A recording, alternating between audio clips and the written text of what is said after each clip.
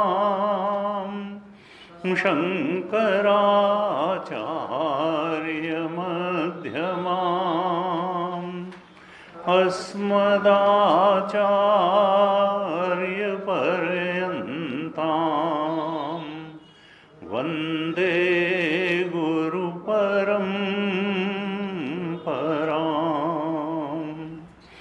अज्ञानतिमिरान्धस्य ज्ञानाञ्जनशलाकया चक्षुरुन्मीलितं येन तस्मै श्री गुरवे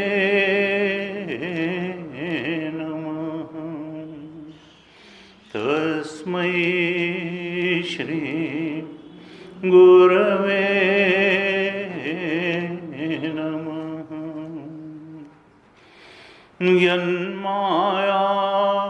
यन्मायावशवर्ति विश्वमखिलं ब्रह्मादिदेवासुरा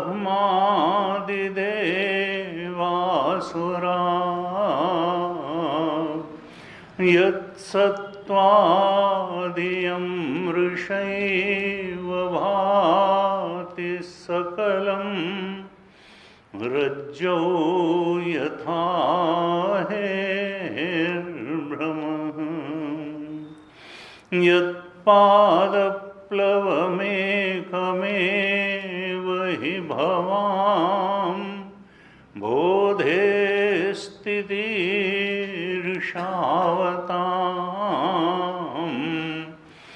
वन्देऽहं तमशेषकारणपरं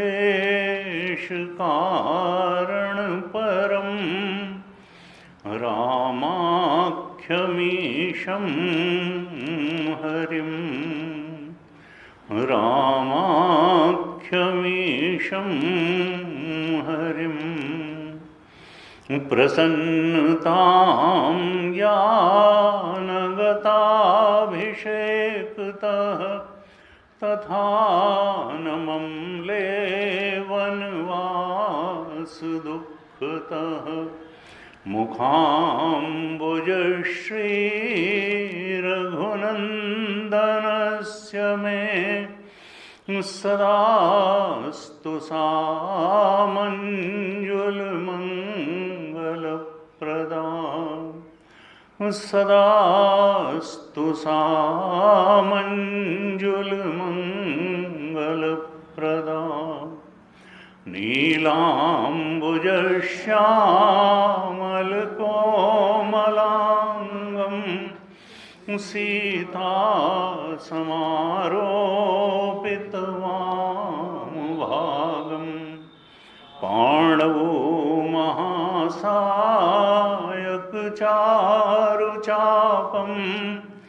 नमामि रामं रघुवंशनाथं नमामि रामं रघुवंशनाथम् अतुलितबलधामं हेमशैलाभदेहं दनुजुवनकृशानुं ज्ञानिनामग्रगण्यं सकलगुणनिधानं वानराणामधीशं रघुपतिप्रियभक्तं वातजातं नमामि रघुपतिप्रियभक्तं वातजातं नमामि मनोजवं मारुततुल्यवेगं जितेन्द्रियं बुद्धिमतां वरिष्ठं वातात्मजं वानरयोथमुख्यं श्रीरामदूतं शरणं प्रपद्ये श्रीरामदूतं शरणं प्रपद्ये।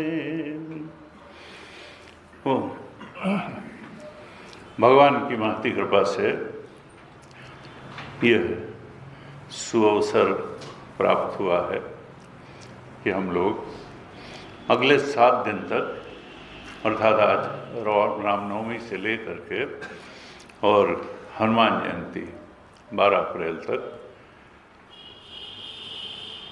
भगवान राम और उनके दासानुदास हनुमान जी का स्मरण करते हुए सत्संग करेंगे। विषय है राम भक्त हनुमान। तो राम जी की भी कथा आने वाली है और हनुमान जी के सद्गुणों उनकी भक्ति पर भी चर्चा होगी और एक प्रकार से यह श्रवण साधना बन जाएगी। जहाँ तक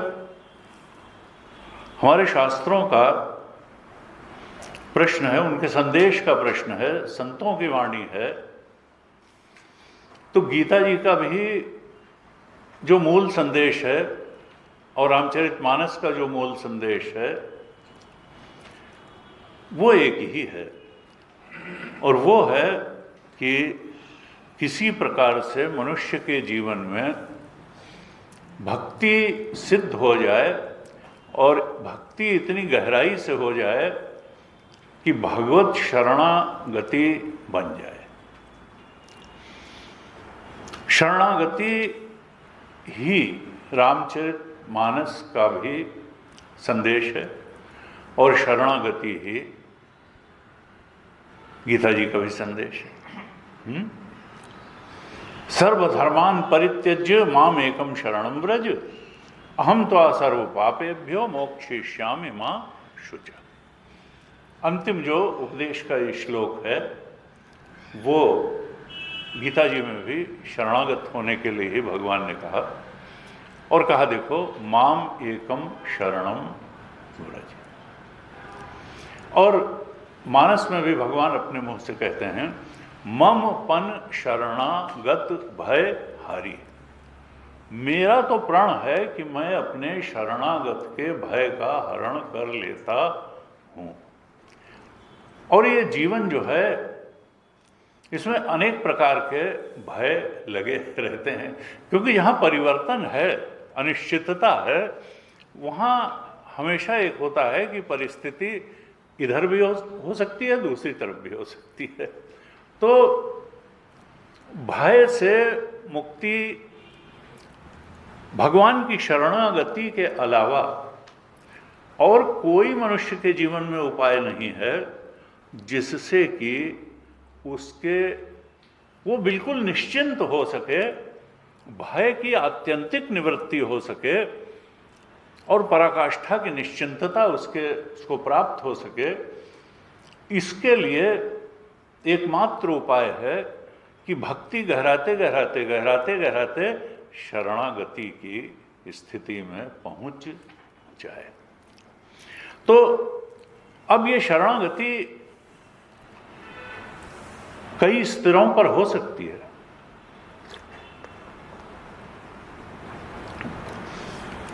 तुलसी बाबा ने जब रामचरितमानस लिखी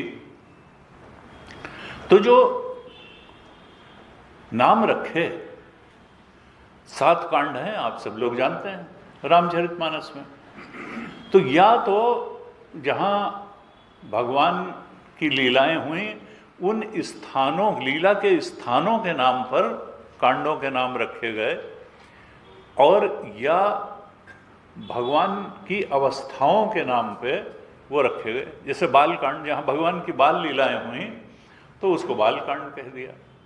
फिर अयोध्या में जो लीलाएं हुई उसके बाद, युवा होने के बाद, तो अयोध्या कांड नाम रख दिया। फिर जब 14 बरस राम वनवासी, तापस वेश विशेष उदासी, और वो गए, वन को गए, तो फिर वहाँ मुनियों के साथ, संतों के साथ उनका संपर्क हुआ अरण्य में, तो अरण्य कांड आ गया। तीसरा कांड जो है अरण्य कांड है। उसके बाद में जब सीता जी का हरण हो गया, तब फिर उनको खोजते हुए भगवान जब आगे चले तो किष्किंधा में पहुंच गए, जहाँ सुग्रीव और हनुमान जी से भेंट हुई। तो वहाँ किष्किंधा में जो लीलाएं हुई, किष्किंधा कांड हो गया। और इसी तरह से जो कांड सबसे बाद में आया उसको उत्तर कांड कह दिया। और लंका पहुंच करके जब युद्ध हुआ वहाँ माता सीता को रावण के पाश से छुड़ाने के लिए, तो लंका कांड हो गया। अब इसमें जो 5वां कांड है उसको सुंदर कांड कह दिया। अब सारे कांड के नाम तो उससे लिखे गए अवस्था के, स्थान के, या जहाँ लीलाएं हुई उसके नाम से। अब एक कांड उसी में सुंदर कांड कह दिया गया, तो बाकी सब क्या सुंदर है? या ये सुंदर है तो ये यही सुंदर क्यों है? इसमें कौन सी ऐसी विशेषता है कि ये सुंदर कांड है भाई? तो कहा देखो, ये सुंदर कांड इसलिए है क्योंकि इसमें सबसे सुंदर बात कही गई है। और वो सबसे सुंदर बात क्या है? वो ये है कि मनुष्य को भक्ति की प्राप्ति हो जाए और वो शरणागति की गहराइयों तक वो भक्ति पहुंच जाए। इसमें शरणागति की बात हुई है सुंदरकांड में, इसलिए जो सबसे सुंदर चीज है मनुष्य जीवन में घटित होने वाली, एक भक्त के जीवन में घटित होने वाली, इसलिए शरणागति की बात चूंकि हुई है सुंदरकांड में, इसलिए इसका नाम है सुंदर कांड। और इसमें शरणागति के विभिन्न स्तर भी दर्शाए गए हैं। देखिए, ये प्रकृति जो है त्रिगुणात्मिका है, हम जानते हैं। माया एक तो चेतन है, ब्रह्म है, आत्मा है, सच्चिदानंद है। हमारे अंदर भी वो चेतन है, इस पिंड में भी वो चेतन है और ब्रह्मांड में भी चेतन है। ब्रह्मांड को चलाने वाले चेतन को परमात्मा कहते हैं और पिंड को चलाने वाले चेतन को जीवात्मा कहते हैं। जीव वही चेतन जब अविद्या से ग्रस्त होकर के एक शरीर में कैद हो जाता है, इच्छाओं में कैद हो जाता है, मन बुद्धि में कैद हो जाता है, तो वो जीव चेतन कहलाने लगता है। और जब वो कैद नहीं होता बल्कि अपनी शक्ति माया से कार्य लेता है, माया के बंधन में नहीं आता है, तब फिर वही मायोपाधिक ब्रह्म ईश्वर कहलाने लगता है। तो ईश्वर तो स्वतंत्र है, ईश्वर तो कृपा कर सकता है, वो तो सच्चिदानंद है। और जो जीव इस देह में कैद है, जीव वो तो बेचारा इच्छाओं का भी गुलाम है, संसरण का भी गुलाम है। एक शरीर छोड़ता है, दूसरा शरीर पकड़ता है। इस शरीर में भी इच्छाओं का भोग करने के लिए जीता है, अगले शरीर में भी जीता है, पिछले शरीरों में भी जिया है, वासनाओं का गुलाम है, वी से ओईटी तक यह जो है संसरण में है। तो ये अविद्या, वासना की उपाधि वाला जो ओंकार है वो तो जीव है, परसीवर, फीलर, थिंकर है, और नहीं तो परमात्मा है, ईश्वर है। अब ये शरणागति जब होती है, जीव समझता है कि हमारी बुद्धि बहुत तीक्ष्ण है,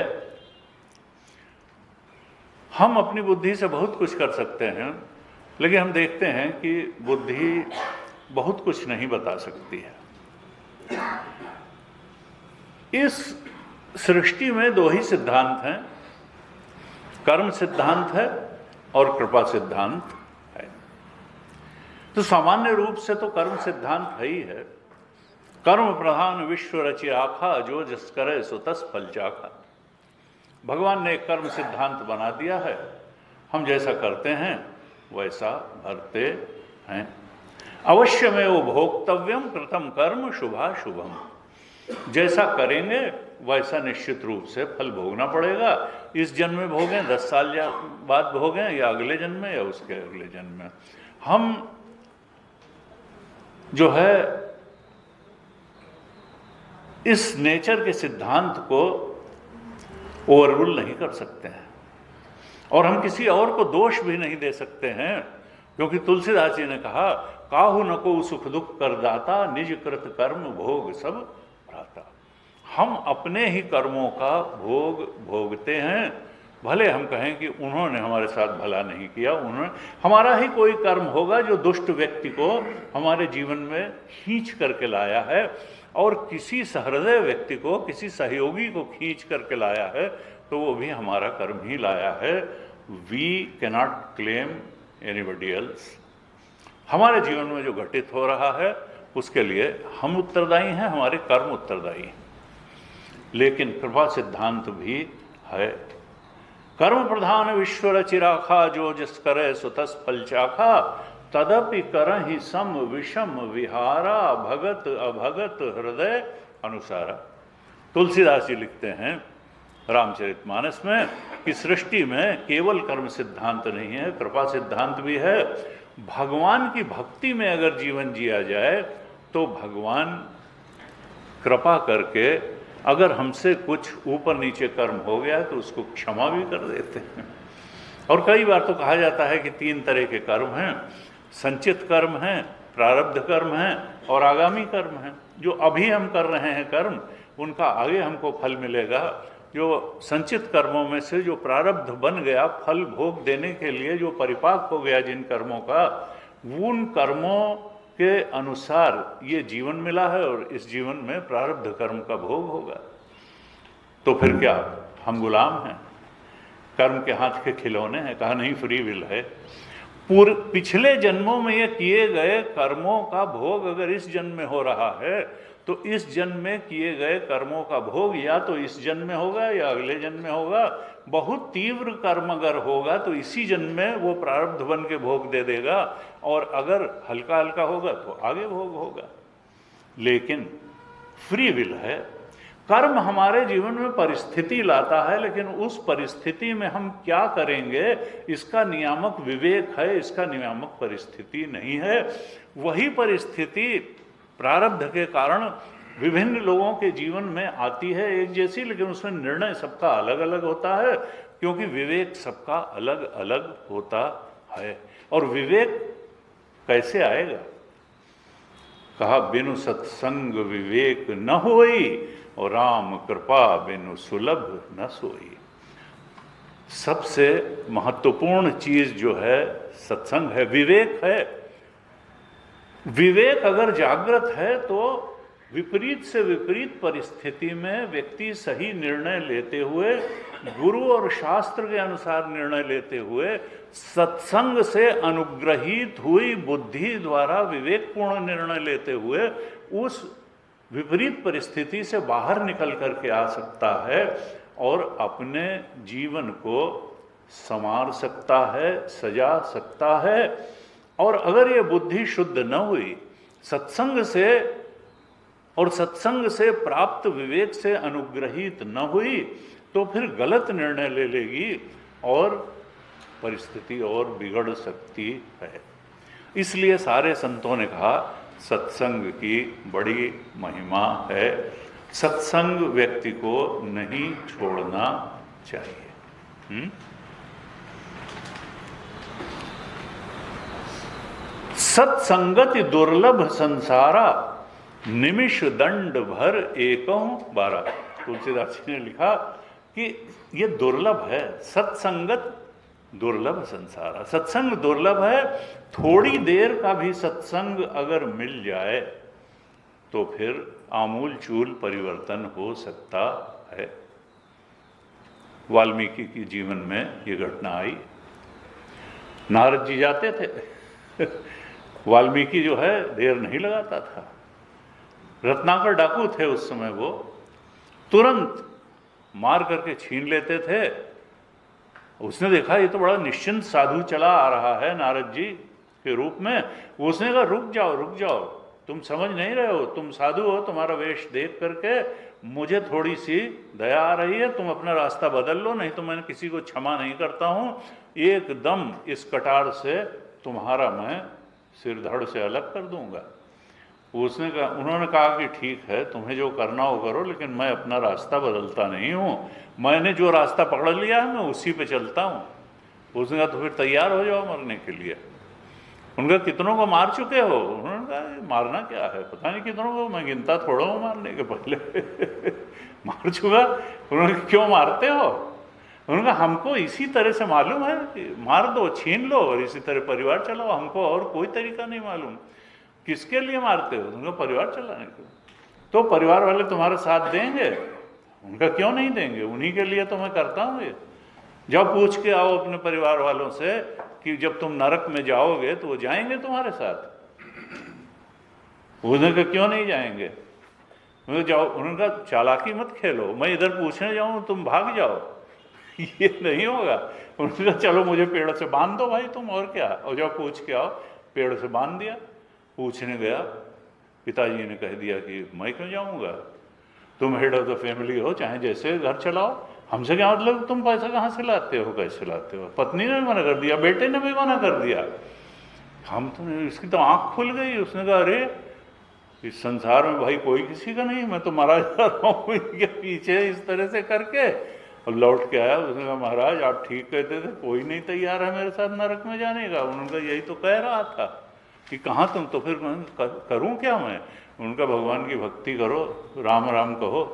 अब राम राम कहे, उसके इतना जड़ता थी कि मुंह से राम राम निकला ही नहीं। तो उन्होंने कहा चलो तुम मरा मरा कहो, मरा मरा राम राम राम राम राम मरा मरा, उल्टा नाम जपत जग जाना, और वाल्मीकि भय ब्रह्म समाना। उल्टा नाम जपते जपते वाल्मीकि जी ब्रह्म समान हो गए, इतने बड़े संत हो गए कि कहते हैं रामायण पहले ही लिख करके रख ली थी। उनके आश्रम में सीता जी गई और रहीं। तो ऐसी महिमा है भक्ति की, संतों की कृपा की, सत्संग। नारद जी के थोड़े से सत्संग से आमूल चूल परिवर्तन हो गया। रत्नाकर डाकू वाल्मीकि ऋषि बन गए। इसलिए बार बार हमारे शास्त्र कहते हैं, संतों ने कहा कि भाई सत्संग जो है वो छूटना नहीं चाहिए। असल में जो निर्मल बुद्धि होती है सत्संग से ही प्राप्त होती है, चालाक बुद्धि नहीं। अब द्वंद्व में व्यक्ति फंस जाता है। भवानी शंकरो वंदे श्रद्धा विश्वास रूपिणो, याभ्याम विना न पश्यन्ति सिद्धा स्वांतस्थम ईश्वरम। शंकर जी विश्वास रूप हैं, भवानी श्रद्धा रूप हैं। और जब सती थी तो उस समय क्या था, सती जी दक्ष की पत्नी, दक्ष की बेटी थी। उनके पिता क्या थे? दक्ष, बहुत बड़े प्रवृत्ति मार्गी और प्रजापति थे, बल्कि प्रजापतियों के भी राजा थे, बहुत ऐश्वर्यवान। और उनकी बेटी सती। अब दक्ष का मतलब क्या होता है? चतुर, चालाक किंकर जी महाराज कहते देखो, एक तरफ तो चालाक की बेटी, चतुर दक्ष शिरोमणि, सब अपना काम बनाने में निपुण, और दूसरी तरफ विश्वास की पत्नी चालाक की बेटी और विश्वास शंकर जी की पत्नी। अब चतुर व्यक्ति जो है भक्ति नहीं कर पाता है, क्योंकि वो तो सोचता है मेरी चतुर बुद्धि ही सब कुछ कर लेगी, भक्ति की क्या जरूरत है। और इसलिए एक बार त्रेता माही और शंभु गए कुंभज ऋषि पाही।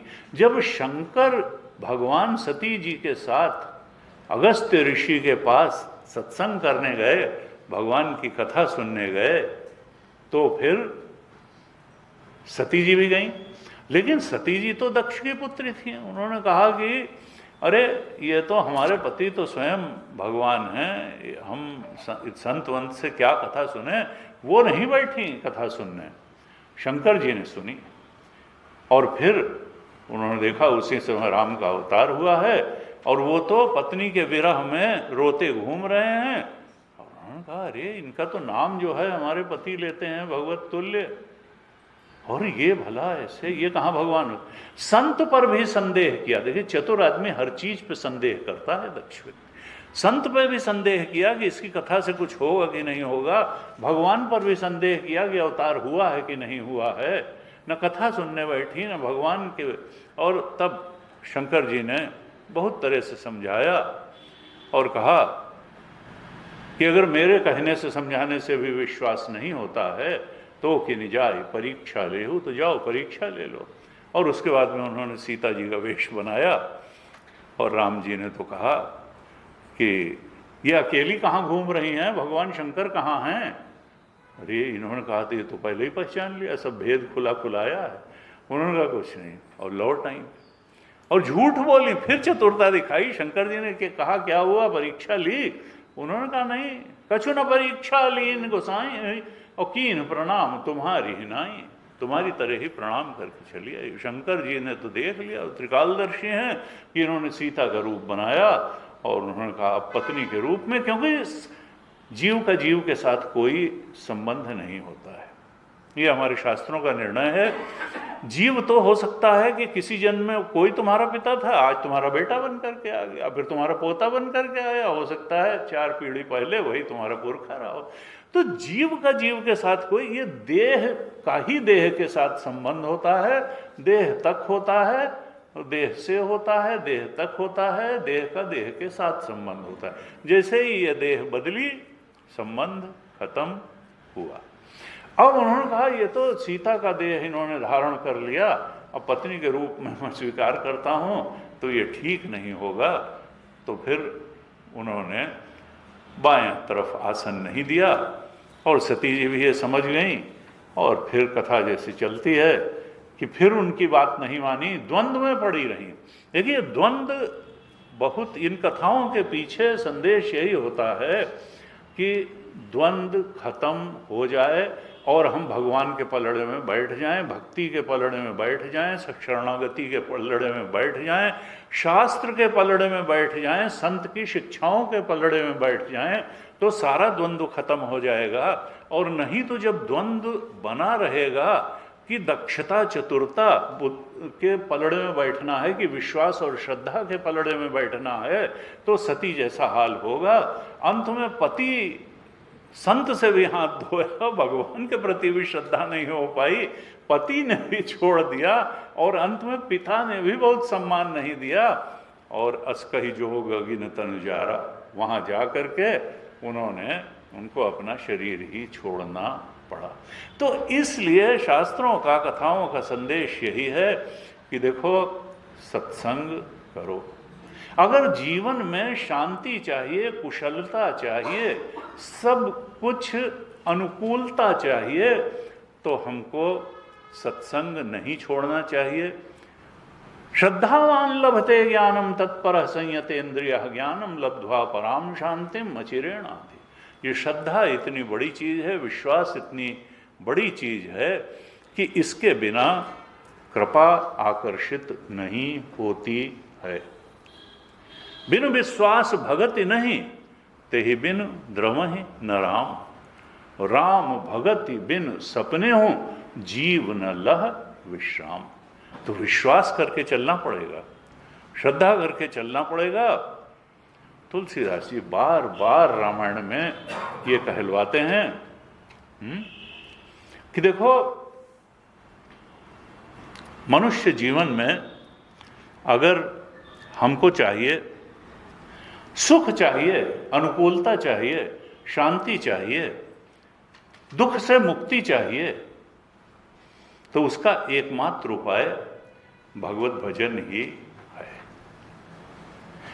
भगवत भजन के अलावा कोई उपाय नहीं है जीवन में शाश्वत शांति लाने का, दुख से मुक्ति पाने का। जिस सुख की तलाश है उस सुख में गहराई से स्थित होने का एकमात्र जो उपाय है वो भगवत भजन है। तुलसी जी की भाषा में राम भजन है। क्या कहते हैं?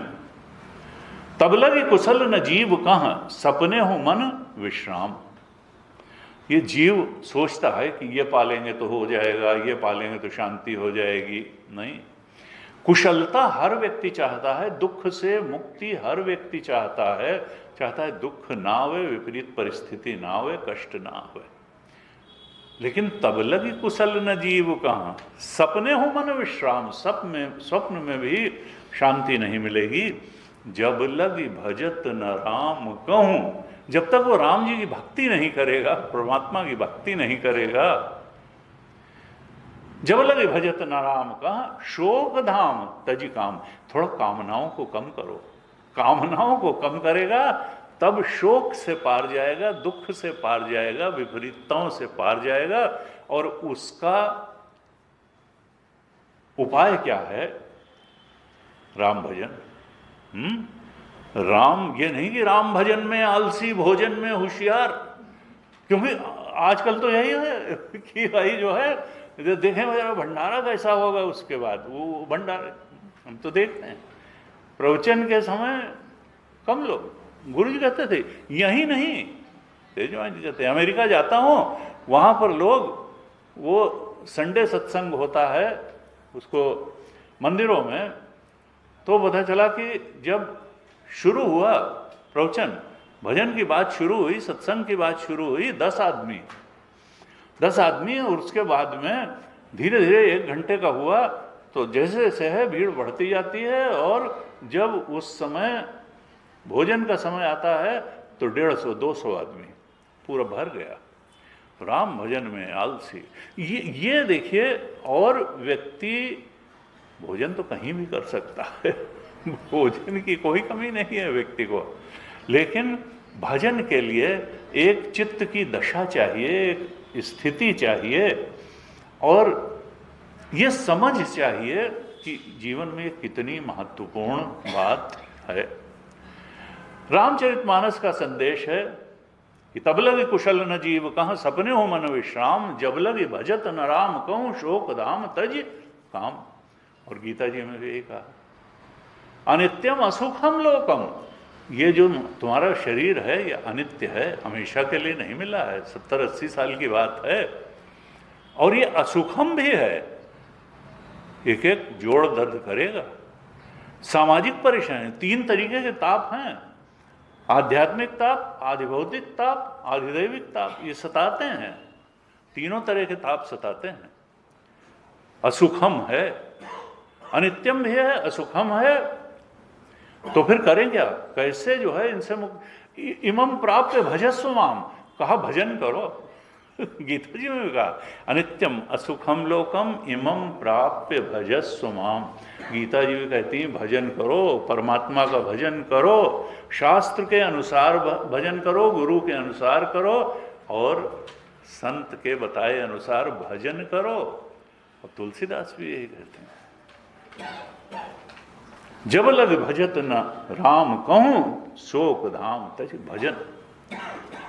भजन इतना गहरा है कि भक्ति बन जाए, भक्ति इतनी गहरा है कि शरणागति बन जाए।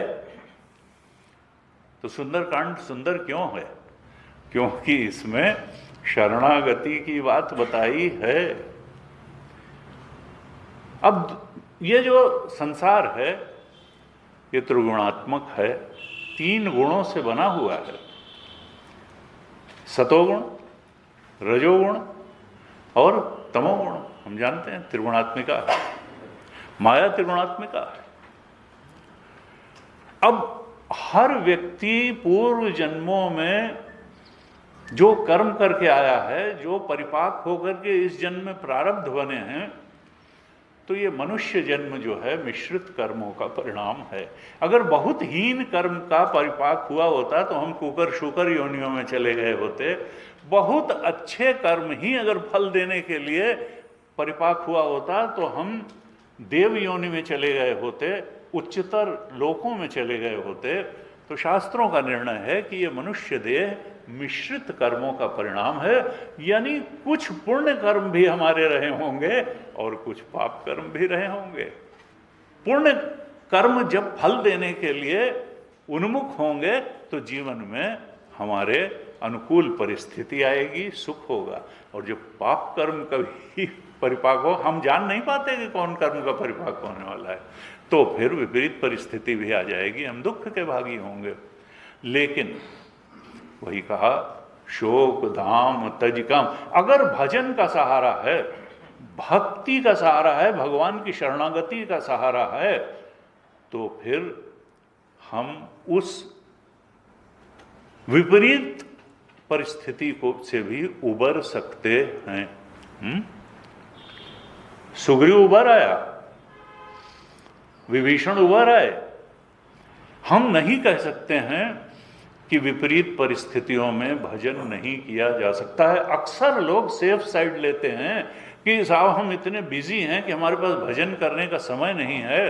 हम ऐसे दुष्ट प्रवृत्ति के लोगों के बीच में फंसे हुए हैं कि हम भजन नहीं कर पा रहे हैं। विभीषण से ज़्यादा एडवर्स सिचुएशन किसी की होगी। जिमि दसनन माह जीव विचारी। विभीषण ने कहा मैं क्या बताऊं हनुमान जी, जैसे दांतों के बीच में नरम जीव होती है, ऐसे मैं राक्षसों के बीच में फंसा हुआ यहाँ बैठा हुआ हूं। लेकिन देखिए भजन वो करता था। भजन करने के लिए कला चाहिए, भगवान के प्रति समर्पण चाहिए, भगवान कृपा करेंगे ऐसा दृढ़ विश्वास चाहिए, और फिर भगवान की कृपा हो ही जाती है।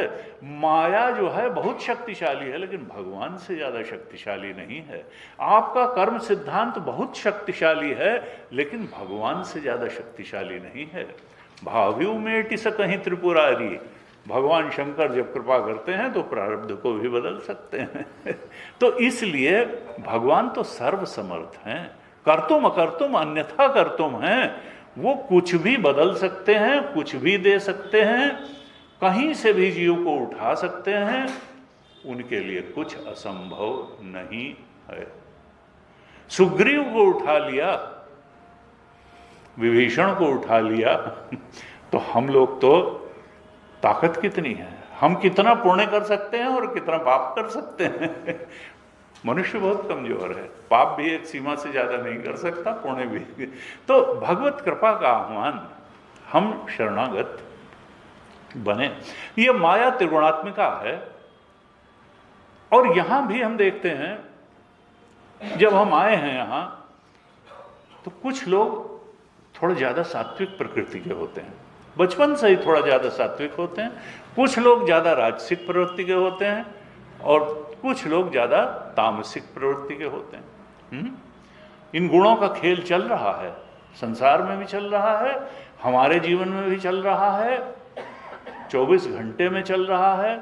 जिसे ब्राह्म मुहूर्त थोड़ा सात्विक है, फिर राजसिक होता है, रात में नींद आने लगती है तो तमोगुण प्रभावी हो जाए। हमारे भी नित जुग धर्म हो ही सब केरे, हृदय राम माया के प्रेरे। और अलग अलग भी स्थायी भाव भी होता है।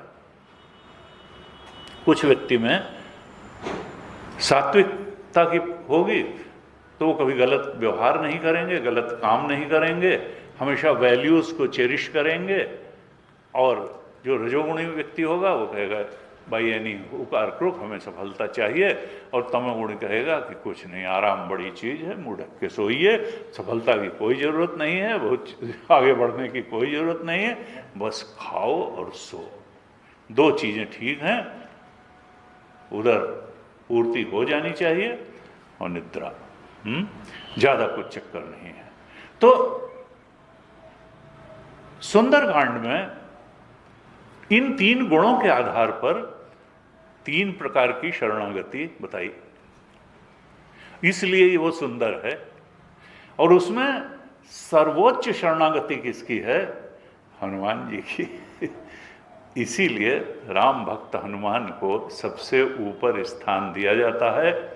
ज्ञानी वो क्या हैं? ज्ञानी नाम अग्रगण्यम अतुलित बलधामम भी हैं, हेम शैलाभदेहम, बल के भी नहीं, क्रिया शक्ति भी बहुत है उनमें, ऐसा नहीं है कि नहीं है। देह कनक भूधराकार शरीरा अतुलित बलधामम हेम शैलाभदेहम धनुजवन कृषाणुम, जैसे कि राक्षसों के अरण्य के लिए तो अग्नि के समान जला करके खत्म कर देते हैं। और ज्ञानी नाम अग्रगण्यम, लेकिन उनकी विशेषता क्या है? विवेकी हैं, ज्ञानियों में भी अग्रगण्य हैं। वो जानते हैं कि किसकी सहायता करनी है, कितनी सहायता करनी है। राम जी के हमेशा शरणागत हैं, अपना कोई एजेंडा ही नहीं है, जो राम जी की इच्छा है वो उनकी इच्छा है, राम जी की इच्छा में अपनी इच्छा मिला दी और इसलिए चरम और परम भक्त हो गए। जब लौट के आते हैं लंका विजय के बाद, तो राम जी एक एक करके कहते हैं 6 महीने तक सब रहे, बड़े आनंद में रहे राम जी के साथ। राम जी के साथ रह करके जो आनंद सिंधु सुख राशि सी करते त्रैलोक सुभासी, सो सुखधाम राम असनामा अखिल लोकदायक विश्रामा। राम जी तो आनंद स्वरूप हैं। अगर राम जी के साथ रह के भी कोई आनंदित नहीं होगा तो ये तो संभव नहीं है। तो जब सारे वानर भालू सब उनके सहयोगी लोग, विभीषण भी, सब जो है ऐसे, तो सब जितने समय तक राम जी के साथ रहते हैं आनंदित ही रहते हैं, तृप्त रहते हैं। राम रमण होता है तब, विषय रमण नहीं होता है, इच्छा रमण नहीं होता है, राम रमण होता है, आत्म रमण होता है, सत्य रमण होता है, क्योंकि राम जी ही तो रमणीय हैं। ये तो छोटा छोटा रमण है, ये तो दुख निवृत्ति को ही हम लोग रमण कह देते हैं कि चीज़ें कंट्रोल में हैं तो हम कहते हैं बहुत सुखी। नहीं, कंट्रोल में नहीं रखना। पॉजिटिव आनंद नहीं जानते। पॉजिटिव आनंद भक्ति का आनंद है, पॉजिटिव आनंद शरणागति का आनंद है, पॉजिटिव आनंद अपने आप को भूल करके परमात्मा को आगे आने देने का आनंद है। तो वैसा आनंद जब आए भालू कपि सब, तो सबको कुछ समय बाद फिर राम जी ने देखा ये लोग तो अपने यहाँ जाने को तैयार ही नहीं है। कहा भाई अब आप लोग अपने अपने यहाँ जाइए, क्योंकि आप लोगों को राजकार्य देखना है, अपना अपना काम भी देखना है, तो अब जाओ, लेकिन मुझे याद रखना, जाने के बाद मुझे भूल मत जाना। क्योंकि सुग्रीव नमूना दे चुका था कि भाई हम तो जो है अब सब छोड़ करके भजन करें, और बाली तो बहुत ही अच्छा था जिसने कि आपसे मिलवा दिया, अब प्रभु कृपा करो वही भांति कि सब कुछ छोड़ करके भजन करो दिन राती। तब हंसे थे भगवान। ये श्मशान वैराग्य है। जब लोग जाते हैं कहीं शवदाह में तो लगता है दुनिया बेकार, देखो इस एक दिन यही होना है, एक दिन यही होना है। आज हम कंधे पे किसी को उठा के ले जा रहे हैं, कल कोई हमको कंधे पे उठा करके ले जाएगा। भाई इस जिंदगी में कुछ रखा रखा नहीं है। और उसके बाद जब लौटते हैं बड़े पूड़ी आलू खाते हैं बैठ करके कहीं, और वो तो फिर सब भूल जाते हैं, और उसके बाद ये होता है कि भाई हाँ सब ठीक बढ़िया। तो इसको कहा ना श्मशान वैराग्य। कुछ समय परिस्थिति वश व्यक्ति के अंदर वैराग्य आता है, लेकिन वो वैराग्य दृढ़ नहीं हो पाता है। जिसमें दृढ़ हो जाता है वो फिर हनुमान जी जैसा भक्त बन जाता है। वैराग्यवानों में सर्वश्रेष्ठ हैं। निवृत्ति मार्गी वैराग्य है, लक्ष्मण जी भी वैराग्य, वो प्रवृत्ति मार्गी वैराग्यवान है। तो कभी कभी उनको व्यावहारिकता के नाते थोड़ा वैराग्य को रोकना पड़ सकता है, लेकिन ये तो निवृत्ति मार्गी, इनका कोई काम ही नहीं है भगवान के अलावा। और इसीलिए कहा कि जब सबको भगवान ने भेजा, सुग्रीव भाई तुम भी जाओ, अंगद तुम युवराज हो, तुम भी तो जाके वहां सीखो, तुमको भी तो कुछ संभालना है। इसके बाद भालू मरकट सबको भेज दिया, केवल किसको नहीं भेजा? हनुमान जी को नहीं भेजा, उनसे कहा ही नहीं। तो घिनी संत ने कहा कि भाई उनको क्यों नहीं भेजा? उन्होंने कहा भेजें उसको जिसके पास घर हो, इनका कोई घर भी तो नहीं है कि जहां भेज दें। इनको कहाँ भेज दें? तो इसलिए इनको तो अपने पास ही उनको रखना है। और फिर अब तो सुग्रीव राजा थे। देखिए, भगवान और भगवान के भक्त दोनों का एक स्वभाव है कि वो कोई बहुत लालच से किसी की सहायता, भगवान की तो पूरी दुनिया है, वो किस लालच से जो है कि ज़्यादा प्रसाद चढ़ा देगा या ज़्यादा हमको क्या कर देगा जो उसकी सहायता करेंगे। तो करुणा निधान है, यही दीन प्यारे। भगवान को दैन्य प्रिय है, अभिमान प्रिय नहीं है। मनुष्य को भी विनय प्रिय है, सभी को विनय प्रिय होता है, और घमंड अहंकार अभिमान किसी को प्रिय नहीं होता है। हनुमान जी भी किस पर कृपा करते हैं? जिसके अंदर दैन्य भाव होता है, विनम्रता होती है। राम जी भी उसी पर कृपा करते हैं जिसके अंदर दैन्य भाव होता है, जिसके अंदर विनय होती है, वही तो शरणागत होगा। नहीं तो अहंकार में खड़ा रहेगा। हम क्यों शरणागत हों किसी के? अब हनुमान जी ने किसका साथ दिया? बाली कितना बलशाली था, वो राजा भी था, सब कुछ था। हनुमान जी अगर उसके पास रहते तो कितने ऐशो आराम में रहते, लेकिन उन्होंने कहा नहीं, ये क्या है? सुकंठ है, सुग्रीव है, इसके कंठ में विनय है, ये विनयी है और ये दीन है। वो तो एक भ्रमवश ऐसा लगा कि ये राजा बनना चाहता है। सुग्रीव अपनी कथा सुनाते हैं जब राम जी को, और हनुमान जी तो पास में हैं तो कहते हैं कि भगवान, एक बार जब राम जी ने पूछा कि तुम यहां वन में क्यों भटक रहे हो, उन्होंने कहा कि भगवान क्या बताएं, ये बाली जो है ये बहुत बलशाली भी और अहंकारी भी ये राजा था, और मैं इसका बड़ा प्रिय भाई भी था और प्रिय मंत्री भी था। और एक बार आया एक राक्षस, तो वो जो है मायावी, और वो उसने ललकारा, रात में ललकारा बाली को, और कहते निशाचरों का बल रात में बढ़ जाता है। और वो सोचा रात में मैं इसको हरा दूंगा। और फिर बाली तो अहंकारी था, उसने कहा अरे यहां आकर के मुझे युद्ध के लिए ललकार रहा है। वो तुरंत निकल पड़ा और उसने भी ललकारा, और जब उसने गरजा बाली तो वो डर करके भाग गया, और भागते भागते एक गुफा में घुस गया। और मैं भी गया बाली के पीछे दौड़ता दौड़ता कि मेरा भाई अकेला न पड़ जाए। और बाली ने कहा मुझसे कि देखो ऐसा है कि तुम यहीं रुको और मैं अंदर जाता हूँ, मैं इसको मारूंगा जाके गुफा के अंदर। 15 दिन तुम मेरा यहाँ पर तुम मेरा इंतजार करना, और 15 दिन तक अगर ना हो तब तुम समझ लेना कि अब मैं मारा गया, और फिर तुम चले जाना। और मैंने तो 1 महीने तक इसका वहाँ पर इसका रास्ता देखा कि बाली आए, लेकिन ये नहीं आया। और उसके बाद अंदर से खून की एक धार निकली।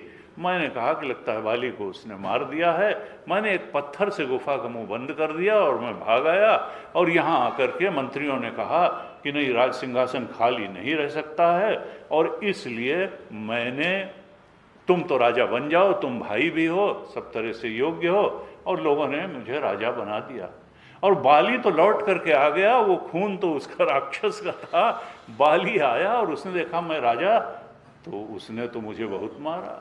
उसने कहा कि एक तो तुमने देखो पत्थर लगा दिया वहां कि मैं बाहर ना आ पाऊं, और फिर यहां आकर के तुम राजा बन गए। उसने मारा मुझे और मारा, और फिर मैं भागता भागता, मैंने कहा कहाँ भागूं, बहुत जो है भागता फिरा, लेकिन बाली से भाग के कहाँ जाऊं, वो बहुत बलशाली था। लेकिन फिर मुझे याद आया कि एक बार एक राक्षस था दुंदुभी, तो दुंदुभी से लड़ाई हो गई इसकी, और दुंदुभी से लड़ाई हुई तो इसने उसको मारा, और मार करके यहीं किष्किंधा पर प्रवर्षण पर्वत पर फेंका। तो यहां मतंग ऋषि का आश्रम था, उसके दुंदुभी के रक्त के छींटे उनके आश्रम में जाकर के गिरे। तो मतंग ऋषि बहुत क्रोधित हो गए। उन्होंने कहा ये कौन दुष्ट है जिसने आश्रम के पवित्र वातावरण को गंदा किया है, ये मानव के रक्त के छींटे यहाँ बिखेरे हैं, अगर वो यहाँ आएगा तो तत्काल ही उसकी मृत्यु हो जाएगी। और इस कारण से फिर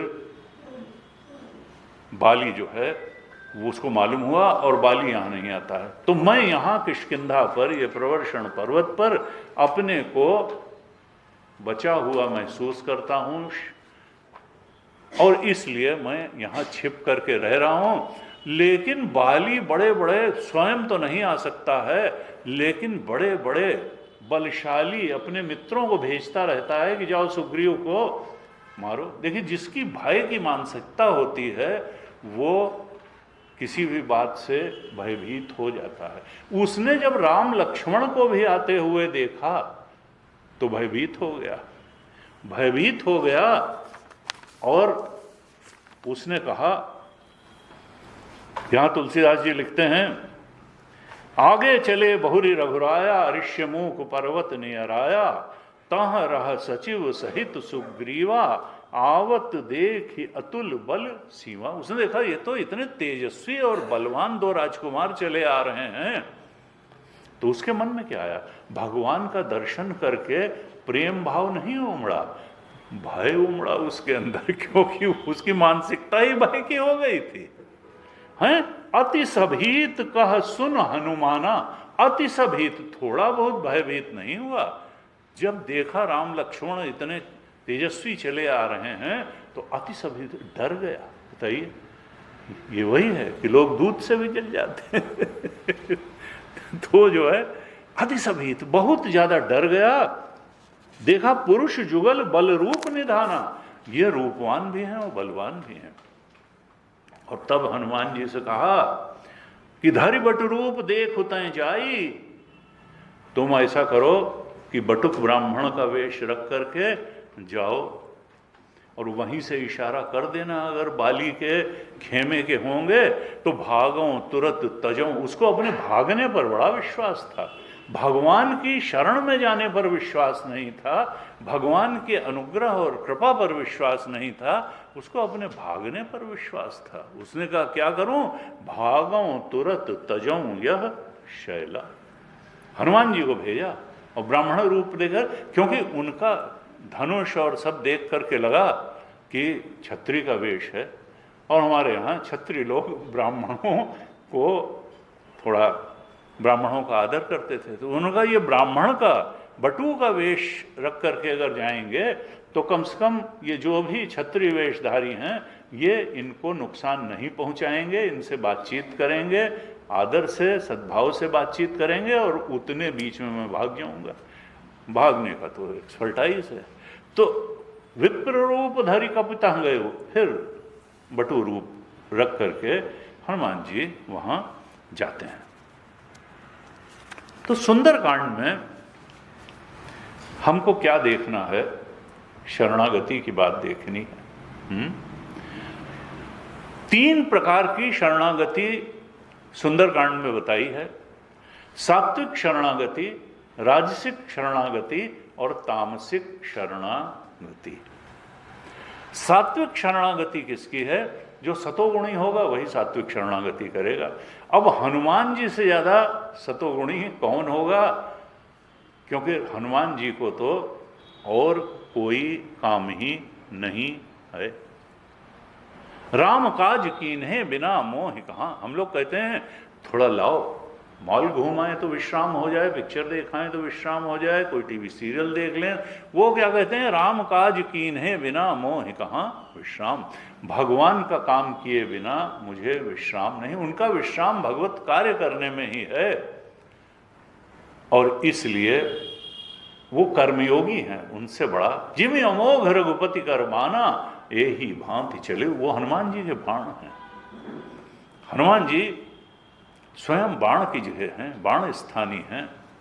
शक्ति भगवान की है, लक्ष्य भगवान का है, दिशा भगवान की है, काम भी भगवान का है। जो काम देता है वो फिर शक्ति भी देता है। सरकार अगर किसी को बड़े पद पे बैठाती है तो शक्ति दे के बैठाती है, व्यक्ति का उसमें कुछ थोड़ा है। पावर तो सरकार की होती है। ऐसे ही तीर चलाने वाले की पावर है। अगर भगवान का काम हम कर रहे हैं, हनुमान जी ने जैसे किया, तो पावर तो हनुमान जी की थी। उनको असफलता मिल कहाँ से सकती है?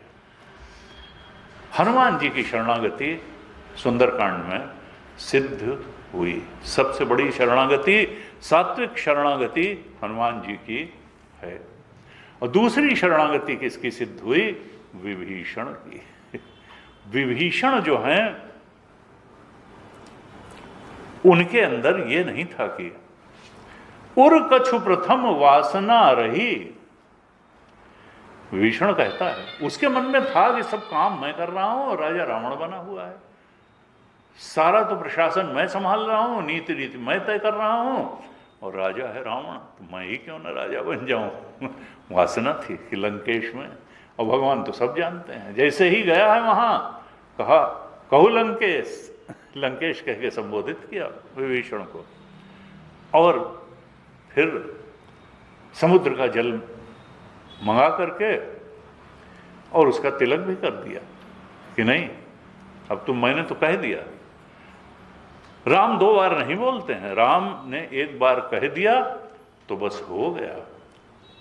अब तो तुम लंकेश हो ही गए, तिलक कर दिया, लंकेश बना दिया भगवान ने। और क्यों? क्योंकि भक्त था। महाबलशाली रावण लंकेश नहीं रह गया। विभीषण जो दबा दबा घुटा घुटा जिंदा रहता था, सिर्फ अपने भक्ति के प्रभाव से लंकेश बन गया। बाली जो महाबलशाली था वो राजा नहीं रह गया, और दबा दबा हुआ जो सुग्रीव था वो राजा बन गया। यानी भगवान अगर भोग की इच्छा है तो वो भी दे देते हैं, और मोक्ष की इच्छा है तो भी दे देते हैं। हनुमान जी से भी काम ले लेते हैं। भक्त को अगर कुछ चाहिए तो वो दे देते हैं, और अगर कुछ गलत बात है तो उसको हटा भी देते हैं। आनुकूलस्य संकल्प प्रातिकूलस्य वर्जनम रक्षिष्यति इति विश्वासः गोप्तृत्व वर्णम तथा आत्मनिक्षेप कार्पण्य षड्विधा शरणागति ही। रामानुजाचार्य ने बड़ा सुंदर श्लोक ये लिखा। कहा देखो, शरणागति में 6 बातें होनी चाहिए। आनुकूलस्य संकल्प, जो हमारे इष्ट के अनुकूल संकल्प हो वही हमको करना चाहिए, क्योंकि कर्म के पहले संकल्प आता है। जिसकी जैसी इच्छा होगी वैसा उसका कर्म होगा। सात्विक इच्छाएं होंगी, सात्विक संकल्प होंगे तो सात्विक कर्म होंगे। राजसिक इच्छाएं होंगी, राजसिक संकल्प होंगे तो राजसिक कर्म होंगे। और तामसिक इच्छाएं होंगी, तामसिक संकल्प होंगे तो तामसिक कर्म होने लगेंगे। तो राजसिक और तामसिक वाला तो अपने स्तर की ही शरणागति कर पाएगा। तो सात्विक अनुकूल से, भगवान को जो पसंद हो, जिन उनको संकल्प के स्तर पर ही हम वो विचार संकल्प करें जिससे हमारे इष्ट को प्रसन्नता होती हो। जो संकल्प उनसे हमारे ऊपर उनकी कृपा की बरसात करते हों, ऐसे ही संकल्प करें। आनुकूलस्य संकल्प, अपने इष्ट के अनुकूल संकल्प करें। और प्रातिकूलस्य वर्जनम, जो उनको पसंद नहीं है भगवान को वैसे संकल्प न करें तो फिर वैसे कार्य भी नहीं करेंगे। प्रातिकूलस्य वर्जनम, उसको वर्जन करें। और रक्षिष्यति, ये न सोचें कि नहीं हम ज़्यादा चालाकी से संकल्प कर लेंगे तो हमारी रक्षा हो जाएगी, हम बहुत मज़े में हो जाएंगे, हम बहुत बढ़ जाएंगे। नहीं, भगवान रक्षा करेंगे, अपने भक्त की रक्षा भगवान करते हैं। जो उनके अनुकूल संकल्प करता है, प्रतिकूल संकल्पों को वर्जित रखता है, वर्जन करता है, तो रक्षिष्यति इति विश्वास है। फिर बिन विश्वास भगति नहीं तहि बिन द्रवहि न राम। तो विश्वास हमको करना पड़ेगा कि भगवान रक्षा करेंगे। भगवान अभी भी रक्षा कर रहे हैं। रक्षिष्यति इति विश्वास। और गोप्तृत्व वर्णम, वर्णम तथा वर्ण होना चाहिए हमारा, भगवान का वर्ण होना चाहिए। संसार काम चलाऊ चीज है, ये शरीर भी काम चलाऊ है, कुछ दिन के लिए मिला है, संसार भी कुछ दिन के लिए मिला है, काम चलाऊ है। असल में साधन धाम मोक्ष कर द्वारा इससे जो सबसे बड़ी चीज प्राप्त की जा सकती है वो भगवत प्रेम ही है, भगवत भक्ति ही है, भगवत शरणागति ही है। मनुष्य के जीवन की सफलता इसी में है कि वो परमात्मा की तरफ इस जीवन में कितना बढ़ा, कितना चला। यही सफलता का मापदंड है। उस परम सत्य की तरफ, परमात्मा की तरफ, इष्ट की तरफ हम कितना चल पाए। यानी और चलेंगे कब? जिस चीज का वर्ण होता है हमारा। अगर हमने सोचा कि इतना बड़ा मकान बनाना है, इतनी सारी गाड़ियां खरीदनी हैं, रजनीश का यही हो गया कि 365 रोल्स रॉयस होंगी तो रोज एक नई में चलूंगा, तब जाके जीवन सफल होगा। और 100 के करीब उसने अपने जुटा भी ली। लेकिन 60-62 में ये फिर चला गया, जैसे भी वो रीगन से झगड़ा हो गया, जो भी हो गया। तो कहा अगर आपका वर्ण सबसे ऊंचा होगा, वर्ण हमारा क्या हो? शरणागति का, भक्ति का, भगवत कृपा को आकर्षित करने का, ये अगर वर्ण हो गया तो फिर सब काम होता चला जाएगा। वर्ण कैवल्य हो, हमारा वर्ण शुद्ध होना चाहिए। गोप्तृत्व वर्णम तथा रक्षिष्यति, अनुकूलस्य संकल्पः प्रातिकूलस्य वर्जनम रक्षिष्यति इति विश्वासः। गोप्तृत्व वर्णम तथा आत्मनिक्षेप, अपने आप को भगवान के चरणों में गिरा देना, अपने आप को भगवान को समर्पित कर देना। भगवान में जिसे हनुमान जी ने जब पहचाना तो भगवान के चरणों में गिर पड़े। प्रभु पहचान परेव गही चरना, और सो सुख उमा जाए नहीं वरना। जब समझा कि अरे ये राजकुमार नहीं है, ये बस कह रहे हैं कि कौशलेश दशरथ के जाए हम पितु वचन मान बनाए, ये अपना बाह्य परिचय दे रहे हैं। असल में तो ये जो है भगवान है। तो प्रभु पहचान, अरे ये तो मेरे इष्ट हैं, भगवान ही आ गए हैं, और चरणों में लौट गए। तो आत्मनिक्षेप। और कौन लेटेगा? कार्पण्य, जिसमें दैन्य भाव होगा। दैन्य भाव अगर होगा तो भगवान फिर क्या करेंगे? उठा के छाती से लगा लेंगे। तब रघुपति उठाई उर लावा, निज लोचन जल सींच जुड़ावा। जब वो पहचान करके चरणों में गिर पड़े तो भगवान ने उनको उठा करके गले से लगा लिया और अश्रुधारा से उनका मस्तक सींच दिया। भगवान वहां कहते हैं, सुन कपि जिय मानसी जनिऊना। हे हनुमान जी, अपने मन को मलिन मत करो। तय मम प्रिय लक्ष्मण ते दूना, तुम तो लक्ष्मण से भी दूने मुझे प्रिय हो। यानी भक्त भगवान को सबसे ज्यादा प्रिय होता है। खुद भगवान कहते हैं फिर अपने मुंह से कि समदर्शी मोहि कह सब को, सेवक प्रिय अनन्य गति सो। मुझे सब लोग कहते हैं मैं समदर्शी हूं, सब मम प्रिय सब मम उपजाए। सब तो मेरे ही हैं, मेरे ही उपजाए हैं, तो मैं समदर्शी हूं। लेकिन नहीं, सेवक प्रिय, मुझे अपना भक्त बहुत प्रिय है। और कैसा सेवक? अनन्य गति सो, जो अनन्य प्रेम मुझसे करता है। यानी पूर्ण शरण रूप से शरणागत है। आत्मनिक्षेप जिसने कर दिया है, कार्पण्य दैन्य भाव से कर दिया है, जिसका वर्ण कैवल्य है, ऐसा जो सेवक है, अनन्य गति वाला सेवक, वो मुझे सबसे ज़्यादा प्रिय है। और हम भगवान को प्रेम करें तो एक बात है, जब भगवान हमसे प्रेम करने लगते हैं तो फिर व्यक्ति को किसी चीज़ की चिंता करने की जरूरत ही नहीं रहती, क्योंकि वो सर्वसमर्थ हैं और सब कुछ के मालिक हैं। और भगवान अपने मुख से ही किष्किंधा कांड के 3 दोहे में फिर कहते हैं, अनन्यता की परिभाषा भी दे देते हैं। क्या कहते हैं? सो अनन्य जाके असि मति न टरे हनुमंत, मैं सेवक सचराचर रूप स्वामी भगवंत। अनन्य कौन है? अनन्य भक्त कौन है? जिसकी बुद्धि ऐसी है कि इस सचराचर रूप में परमात्मा ही प्रकट है।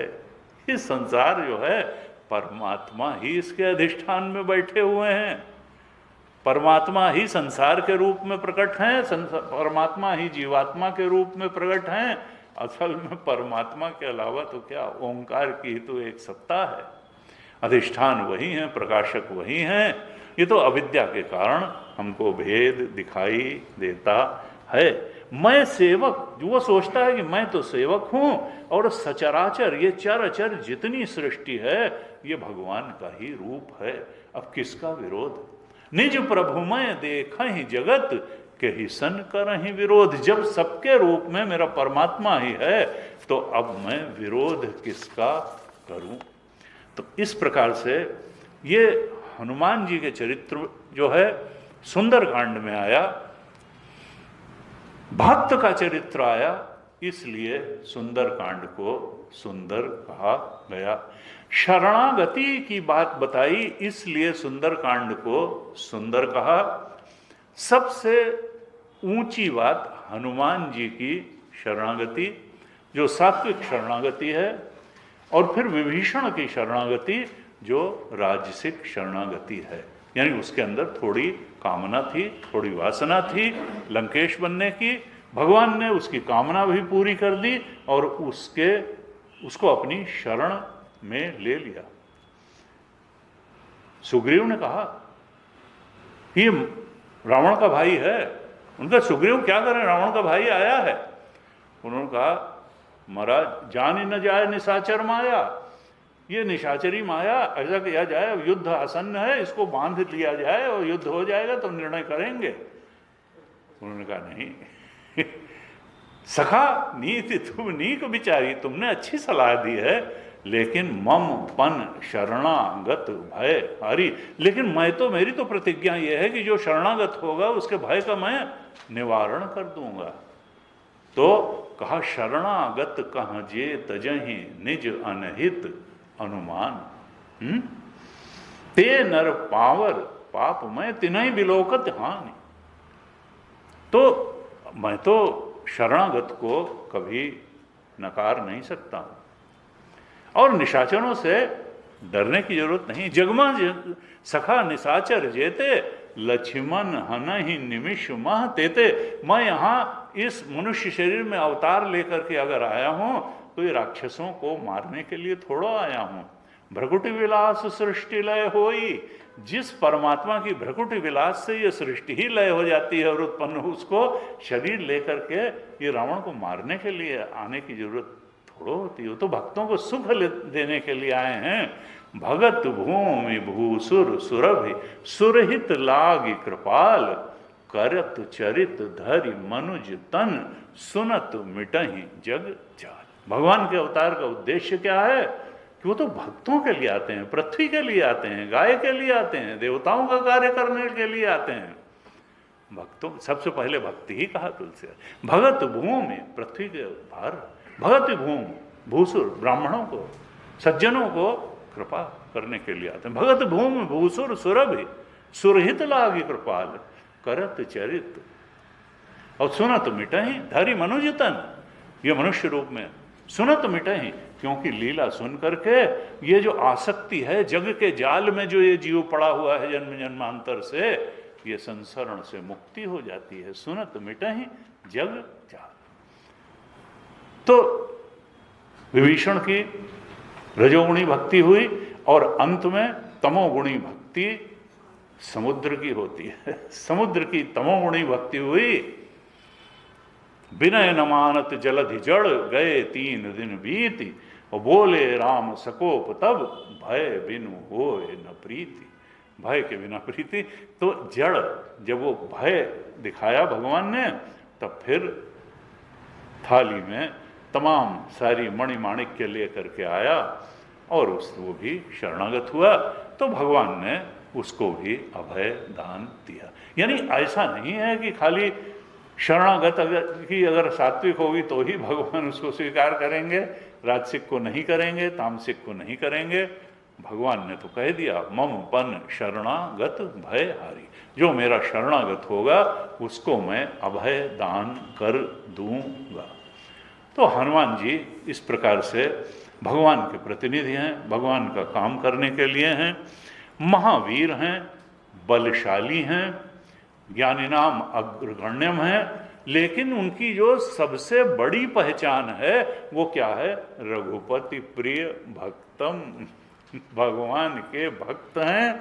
यही उनके जीवन की सबसे बड़ी उपलब्धि है और उनकी सबसे बड़ी पहचान है। रघुपति प्रिय भक्तम वात जातम नमामि। तुलसीदास जी को पवन तनय, पवन कुमार, ये शब्द बहुत प्रिय हैं। हनुमान जी का यही आया। हनुमान चालीसा में तो अंजनी पुत्र भी उनको कहा। तो इसके पीछे क्या कथा है? क्या बहुत सारी, हमारे यहाँ तो शास्त्रों में कथाएं इतनी हैं और हर कथा के पीछे कुछ संदेश है। तो इनके बचपन की कथा रामचरितमानस में नहीं मिलती है, लेकिन अन्य स्थानों पर हनुमान जी के प्राकट्य की कथा, बचपन की कथा, कैसे उत्पन्न हुए, माता पिता कौन थे, ये सब भी आता है। और हम अब कल आगे की कथा पर चर्चा करेंगे। आज यहीं तक रखते हैं और आरती करेंगे। सब लोग आ जाएं आरती के लिए। उसके बाद प्रसाद वितरण होगा और फिर जो है कल इसी समय आगे की कथा करेंगे। आई राकेश जी, आई। तो ये कागज़ आपको दिया गया है, जिसको नहीं होगा वो पड़ोस से देख ले। हनुमान जी की आरती करेंगे। आरती कीजिए हनुमान लला की, दुष्ट दलन रघुनाथ कला की।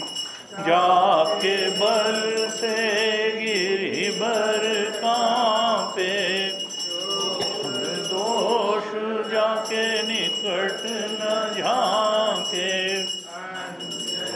पुत्र महाबलदाई, संतन के प्रभु सदा सहाई। नाथ पठाए लंका जारी, सिया सुधिलाए। लंका सुकोट समुद्र सिखाई, जात पवन सुत बार न लाई।